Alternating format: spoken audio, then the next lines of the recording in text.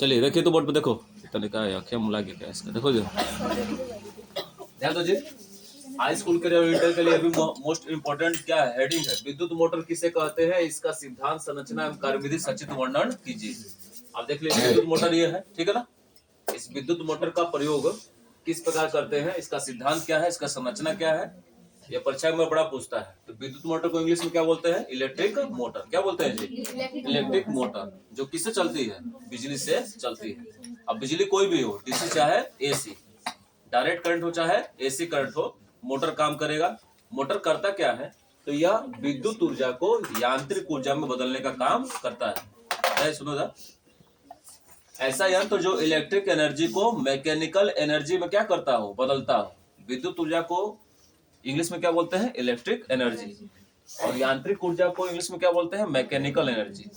तो जो electric energy को मैकेनिकल एनर्जी में क्या करता है, बदलता है, उसे कहते हैं विद्युत मोटर। किस दिक्कत, यानी हिंदी में क्या बोलेंगे, एक प्रकार का ऐसा यंत्र जो विद्युत ऊर्जा को किसमें बदल दे, यांत्रिक ऊर्जा में बदल दे, तो हम उसे कहते हैं विद्युत मोटर। विद्युत मोटर सबसे पहला सबसे पहला विद्युत मोटर माइकल फैराडे ने सन 1821 ईस्वी में बनाया। लेकिन वो इतना शक्तिशाली नहीं था। वो क्या कर सकता था, केवल एक तार को क्या कर सकता था, थोड़ा घुमा सकता था। हालांकि उपयोग इन्हीं के लिए होगा। अगर आपसे कोई पूछे कि पहला विद्युत मोटर किसने बनाया, तो आप क्या बताओगे, माइकल फैराडे ने। कब बनाया, 1821 में। लेकिन क्या यह शक्तिशाली था, नहीं था। ये केवल एक तार को गोल गोल घुमा सकता था। बाद में अगर और भी वैज्ञानिक आए, 1832 ईस्वी में विलियम स्टर्जन आए। उन्होंने एक प्रकार का ऐसा डीसी मोटर बनाया जो कंप्यूटराइज्ड था, मतलब कंप्यूटर चलता था। कंप्यूटर मोटर का आविष्कार किसने किया, विलियम स्टर्जन ने। कब किया, 1832 ईस्वी में। तीसरे वैज्ञानिक आए थॉमस डेवनपोर्ट ने। इन्होंने 1834 ईस्वी में एक प्रकार का ऐसा व्यवहारिक मोटर बनाया जो प्रिंटिंग प्रेस या किताब कापी छापने वाले जो प्रेस होते हैं, उनको चलाने में वो सक्षम था।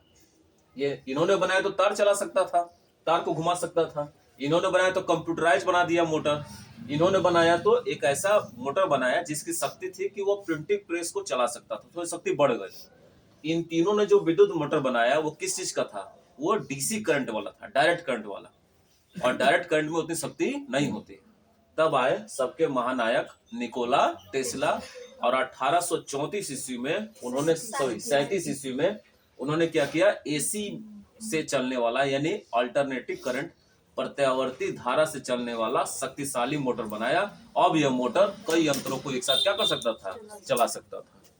तो ये इसका क्या हो गया, आपका पूरा इतिहास हो गया विद्युत मोटर का। किस प्रकार किसने किसने शक्तिशाली बनाया, किसने थोड़ा कम पावर वाला बनाया। लेकिन सबसे पहले गणना किसकी करते हैं, माइकल फैराडे की। सबसे पहला विद्युत मोटर माइकल फैराडे ने 1821 ईस्वी में बनाया।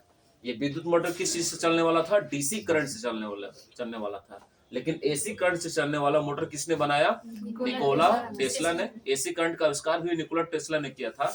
1837 ईस्वी में उन्होंने यह विद्युत मोटर बनाया। विद्युत मोटर क्या करता है जी, दोहरा फिर, विद्युत ऊर्जा को यांत्रिक ऊर्जा में बदलने का कार्य करता है। किसी को दिक्कत इसमें, अच्छा क्लियर कर लीजिए।